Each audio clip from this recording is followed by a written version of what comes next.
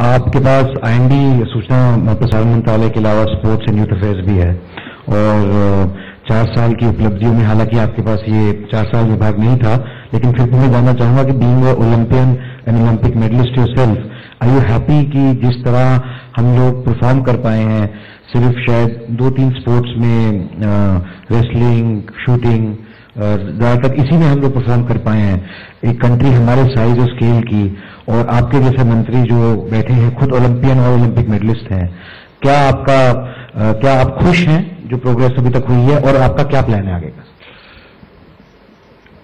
मैं 1 मिनट में आपको कोशिश करूंगा, ये बहुत बड़ा सवाल है लेकिन मैं जल्द से कोशिश करता हूं। देखिए, प्रधानमंत्री जी ने लगातार बात करी कि नौजवानों से भविष्य बनेगा इस भारत का, तो नौजवान अपना समय सही दिशा में लगाएं, पढ़ाई में लगाएं, अपना सेहत पे लगाएं, बुजुर्गों से का ध्यान रखने में लगाएं, परिवार का ध्यान रखने में लगाएं। प्रधानमंत्री जी ने कहा कि क्यों ना देश के अंदर अपने नौजवानों को जो स्कूल में जाते हैं बच्चे, उनको एक ऐसा माहौल दिया जाए, उस माहौल में वो सपना देख सके कि हम सब ओलंपिक्स में जा सकते हैं और हम सब कोई बड़ी चीज कर सकते हैं। और उसी से उत्पन्न हुआ खेलो इंडिया, कि हर बच्चा तो ये नहीं सोच सकता कि मैं ओलंपिक में जाऊंगा और जा नहीं सकता। क्या हम उनके लिए, अपने बच्चों के लिए, अपने देश के अंदर एक ओलंपिक जैसा एक टूर्नामेंट कर सकें? तो खेलो इंडिया के अंदर हमने अपने सारे साधन लगाकर इस बार स्कूल के बच्चों के लिए एक ऐसा माहौल करा जहां पर 100 घंटे का लाइव ब्रॉडकास्ट रहा हाई डेफिनेशन के अंदर। जितने भी प्लेइंग फील्ड्स थे वो इस तरह से तैयार हुए जिस तरह से राष्ट्रमंडल खेल या एशियन गेम्स की फील्ड तैयार होती है। उनको हमने 4 स्टार होटल में ठहराया। मुझे याद है जब हम खेलों में होते थे तो ट्रेन के अंदर टॉयलेट के सामने बिना रिजर्वेशन के सो के जाते थे और स्कूल के कमरों के अंदर बेंच को जोड़कर उसके ऊपर सो जाते थे। वो राष्ट्रीय चैंपियनशिप होती थी उस समय, लेकिन इस बार जो माहौल रहा वो बहुत अलग रहा। जितने भी खिलाड़ी थे वो अपने आप को किसी ओलंपिक चैंपियन से कम नहीं समझ रहे थे, और ये 16 साल के खिलाड़ी थे और उसके अंदर से 2 खिलाड़ी राष्ट्रमंडल में गए और वहां जाके उन्होंने पदक जीता। 15 साल के मनु बकर ने वहां पे 16 साल की मनु बकर ने वहां मेडल जीता और 15 साल के अवनीश ने वहां पे जाके पदक जीता। ये एक कैपेबिलिटी है, पोटेंशियल है भारत के अंदर।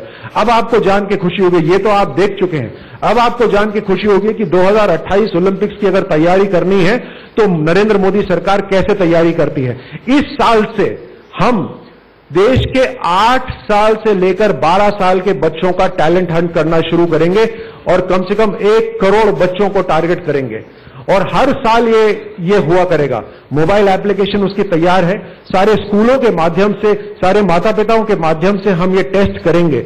जब टेस्ट 1 करोड़ बच्चों का होगा उसमें से 20,000 बच्चे हम सेलेक्ट करेंगे। उन 20,000 बच्चों का डीएनए टेस्ट होगा, आईक्यू टेस्ट होगा, स्किल टेस्ट होगा। उसके बाद हम 1,000 बच्चों को नैरो डाउन करेंगे। उन 1,000 बच्चों को 8 साल की उम्र पर हम 5 लाख रुपए देना शुरू करेंगे और 8 साल तक लगातार हर साल 5 लाख रुपए देते रहेंगे। तब जाके 8 साल का बच्चा 16 साल की उम्र पर जब आएगा तब वो पूरी तरह से अंतर्राष्ट्रीय लेवल के लिए तैयार हो चुकेगा। और ये तरीका होता है 2028 ओलंपिक्स की तैयारी करने का। हम अब ये तैयारी कर रहे हैं कि इन बच्चों को हम उनके माहौल से ज्यादा दूर भी नहीं करेंगे। तो अगले 4 साल के अंदर हम 150 जिलों के अंदर हर जिले में एक स्पोर्ट्स स्कूल तैयार करेंगे जिसके अंदर 2 या 3 खेल होंगे, इंटरनेशनल लेवल के खेल की ये तैयारी होगी। तो उन बच्चों को अपने घर से दूर नहीं जाना पड़ेगा।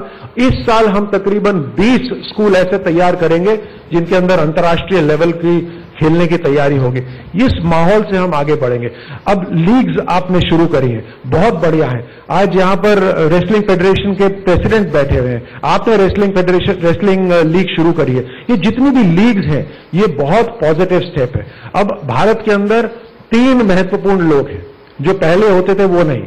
पहले ऑफिशियल्स होते थे महत्वपूर्ण, अब वो महत्वपूर्ण नहीं है। पहले फेडरेशंस होती थी, वो महत्वपूर्ण नहीं है। अब महत्वपूर्ण है खिलाड़ी और फैंस और कोच। ये 3 लोग हमारे लिए बहुत महत्वपूर्ण है। हमने कोचिंग के अंदर भी बहुत एक शानदार एक पॉलिसी के अंदर बदलाव करा। अभी तक जितने भी पदक जीतते थे चाहे ओलंपिक्स में, एशियन गेम्स में, उनके जो कोच होते थे उनको पैसा मिलता था। अब हमने उसमें बदलाव करा, सिर्फ उन्हीं को नहीं पैसा मिलेगा, जिसने उस खिलाड़ी का 15 या 20 साल पहले कहीं चयन करा होगा, उसको 20% जो इंसेंटिव पैसा है वो जाएगा। जिसने हाथ पकड़कर उस समय सिखाया होगा कहीं स्कूल में या कॉलेज में और तैयार करके आगे बड़े कोच को दिया होगा, उसको 30% इंसेंटिव मनी दिया जाएगा। ये हमने किस लिए करा? ये इसलिए क्योंकि आज जब कोई कोच होता है, मान लीजिए कार्तिकेय जी ने मुझे तैयार करा, तो वो मुझे छोड़ने को ही तैयार नहीं होते कि ये मेरे हाथ से निकल जाएगा। उस कारण से वो खिलाड़ी या तो ऊपर नहीं पहुंच पाता या फिर वही कोच अपनी सीमित मात्रा में सिखाता रहता है।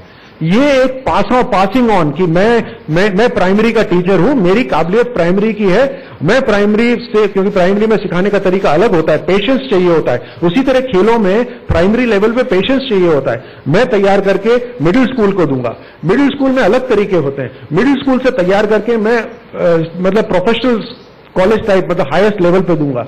इस तरह से हमने पूरी श्रृंखला बनाई है। तो ये हमने तैयारी करी है खेलों की 2028 के लिए। और 2028 ओलंपिक्स तो फिर भी सेकेंडरी है, प्राइमरी ऑब्जेक्टिव नहीं है।